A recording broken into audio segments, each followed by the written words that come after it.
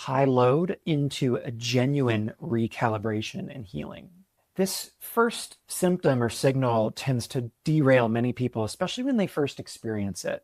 Sign number one is emotional flooding. And I want to be precise about what I mean here about emotional flooding. We're not talking about distress. We're not talking about an emotional breakdown. What I mean is that emotions that have not been available to you, grief, anger, tenderness even, longing, begin surfacing often at moments that do not seem proportionate to the trigger that started them. Here's what's actually happening in your nervous system. A nervous system that's been running in chronic sympathetic activation, that high alert, survival-oriented branch of the autonomic nervous system, has a limited capacity for emotional processing. Think about it. You want to run away from the tiger. You don't need to emotionally process the fact that tiger is there. The system, your body as an integrated whole, is using its resources to manage what it perceives as an ongoing threat. Emotion in that context gets deprioritized, not suppressed in a psychological sense necessarily, but suppressed in a neuro and biological or physical and chemical one. The bandwidth just isn't there. When the system begins to shift out of that state, that suppression slowly lifts. And what you experience is not necessarily a new problem, but rather access to emotions that have been waiting or living under the surface for a longer period of time.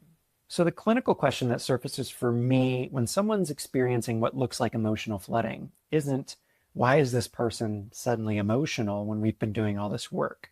It's more, what does it mean when these emotions were not there before, and what do we do with them now? If you're feeling more than you have in years when you start some of this nervous system regulation work, that's not a sign that you're getting worse.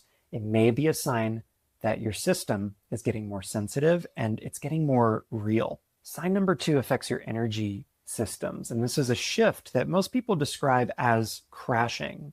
And this is one where the interpretive frame matters a lot here too.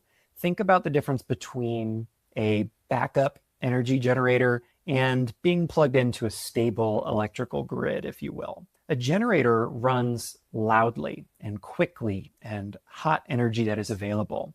It produces a functional output, but it's burning emergency fuel, and it has a ceiling, a capacity ceiling.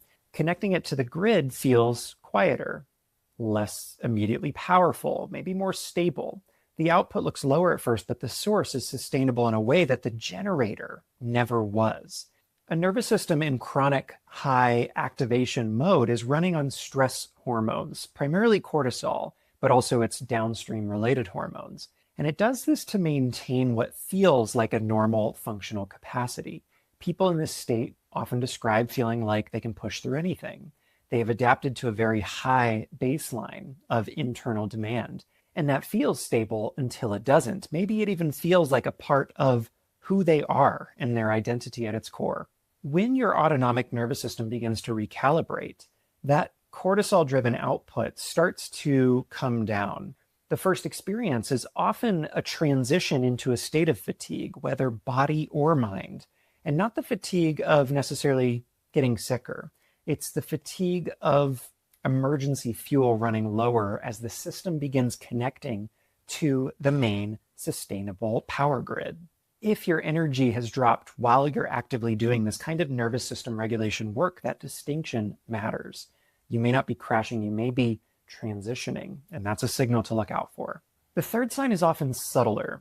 The coping strategies, the relational patterns, the ways of moving through the world that have kept you functional, they start to feel hollow or like they stop working altogether the way that they used to. And I want to be careful here too, because this entire process can feel destabilizing. And it's important to work with a practitioner if you're doing deep nervous system regulation or trauma work.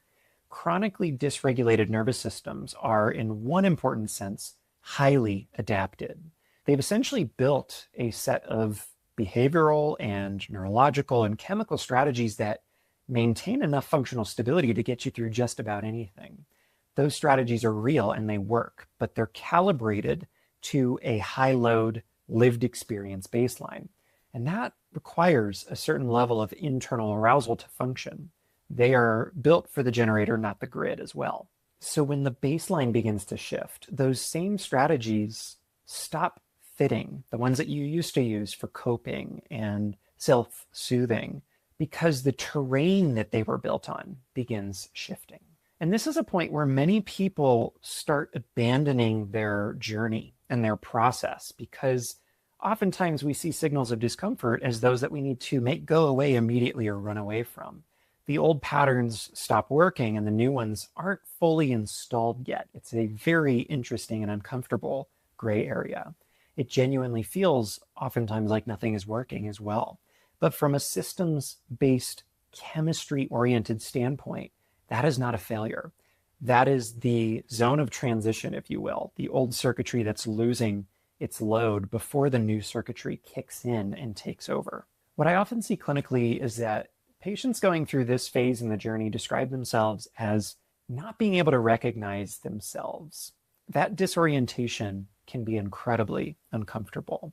And it does have this kind of chrysalis or metamorphosis quality to it. It's actually information. It means that the system is no longer confined to the old patterns. Sign number 4 is when we start to cross into the somatic or body-oriented territory, and where most content leaves the viewer with a list of things to accept about the possibility of doing nervous system regulation healing, rather than a frame that helps make sense of why these things occur. For this one, I want to use the analogy of an earthquake. Think about the landscape that's actually happening. At the surface level, of course, there is destruction, right? And this is part of what the dying of the old self feels like and looks like in many ways. But what's occurring in this process of an earthquake at those fault lines is the lines are settling into a new and more stable geological or earth formation. You can think of this as your neurological foundation. The disruption itself is not evidence of the structure underneath that is failing. The disruption is definitely the mechanism of that reorganization that's happening. So things like sleep changes, digestive shifts, menstrual cycle disruptions, appetite fluctuations, these are not separate chemical experiences that need their own explanation. When they appear simultaneously or alongside this kind of nervous system work, they are just manifestations of the nervous system in the grand scheme of things. And your old compensatory and regulatory patterns dissolving away as this new baseline capacity begins to establish itself, just like the new plate formation in an earthquake. These body systems are deeply ingrained with the autonomic nervous system that we talked about, the one that's not under conscious control. They do not reorganize independently